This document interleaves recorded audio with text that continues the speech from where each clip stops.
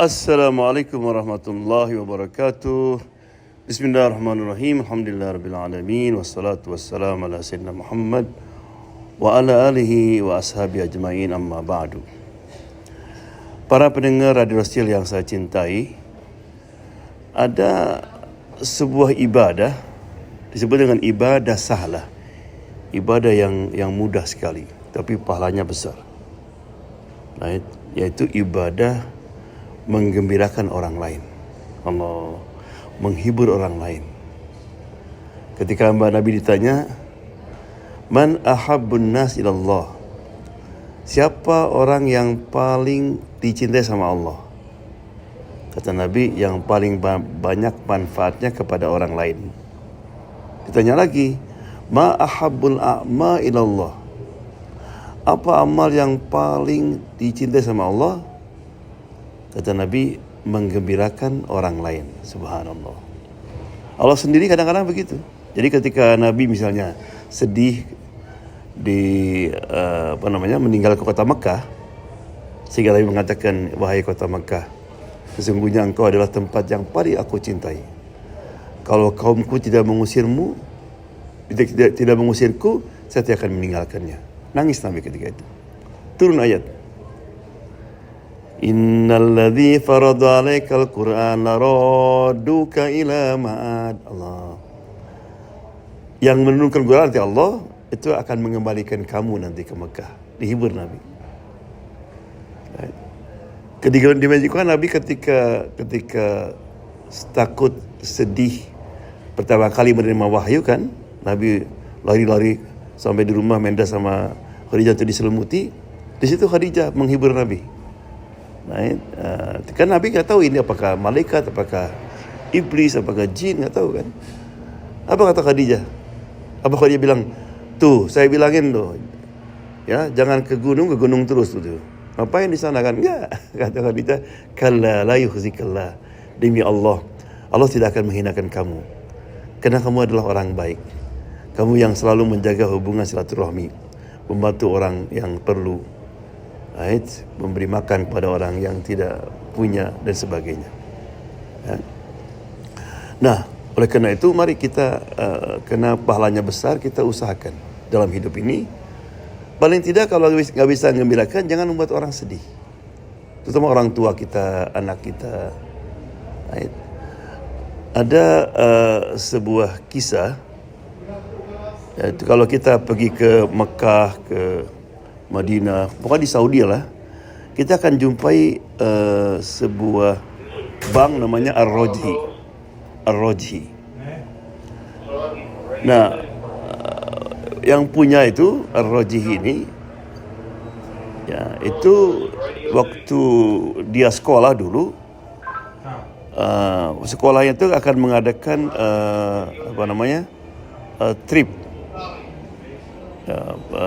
Pergi ke semua mengadakan perjalanan semua sekolah dan harus bayar 1 rial. Nah, karena miskinnya dia nggak punya 1 rial, nangis sama keluarganya, ya gimana nggak punya. Ya, kemudian besoknya di sekolah, sehari sebelum trip itu, gurunya orang Palestina itu memberikan pertanyaan yang bisa jawab hanya dia. Dikasih hadiah 1 rial. Bukan main gembiranya dia. Makanya bayar dia. Jadi dia ikut dengan sekolah pergi ke macam-macam tempat lah. Pokoknya rekreasi lah. Ya, kemudian dia menjadi orang paling kaya di Saudi kan. Rupanya ketika dia suatu hari dia ingin membalas orang pernah menggembirakan dia itu. Dicarilah ke sekolah lama itu. Akhirnya ketemu. Dia bilang, "Kamu ingat saya enggak?" "Siapa kamu?" katanya. "Kamu ingat gak dulu ada seorang anak yang bisa jawab pertanyaan kamu kasih 1 rial. Sehingga anak itu bisa ikut rekreasi itu." "Oh iya. Nah, itu saya." "Oh, jadi kamu sekarang membayar saya 1 rial?" "Bukan. Kamu ikut saya katanya. Ikut dia, naik mobil. Kemudian berhenti di sebuah villa yang bagus sekali dan besar. Gel, inilah villa kamu dan itu mobil kamu. Kaget dia. Loh, ya, ini banyak sekali. Bilang dibandingkan dengan kegembiraan saya ketika waktu kecil, itu tidak ada bandingannya. Allah, dibayar di sini. Allah.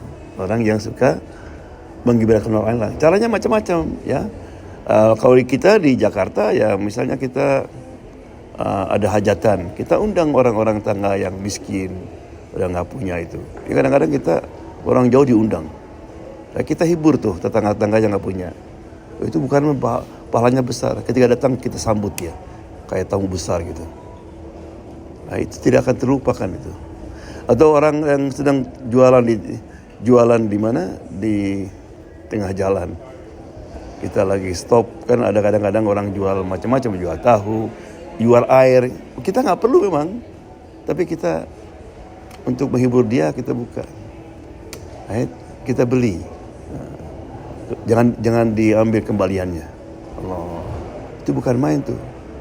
Mungkin orang itu lagi perlu, kita nggak tahu kan. Atau juga ada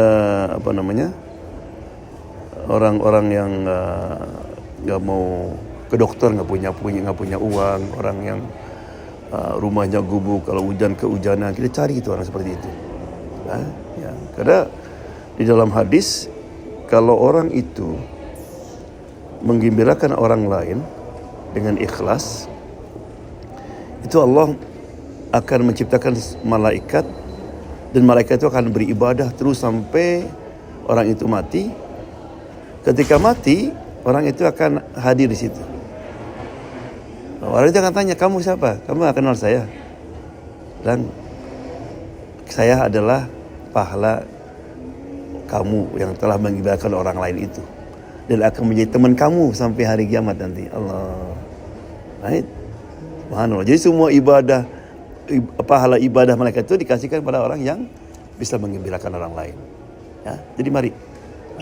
Kita mungkin salat kita, puasa kita belum menjamin kita untuk ke surga, tapi kita bisa menghibur orang lain dengan senyuman, dengan ada sebuah hadis kan, ada kemungkinan kamu berkata satu perkataan membuat orang itu senyum, gembira, dan kata-kata itulah yang membuat kamu ke surga. Ya, jadi mudah-mudahan kita termasuk orang-orang yang selalu bisa menggembirakan orang lain, terutama orang tua kita, anak kita, saudara kita, tetangga kita, dan siapa saja, insyaallah, muslim non muslim. Ya. Terakhir, wabillahi taufiq wal hidayah. Wassalamualaikum warahmatullahi wabarakatuh.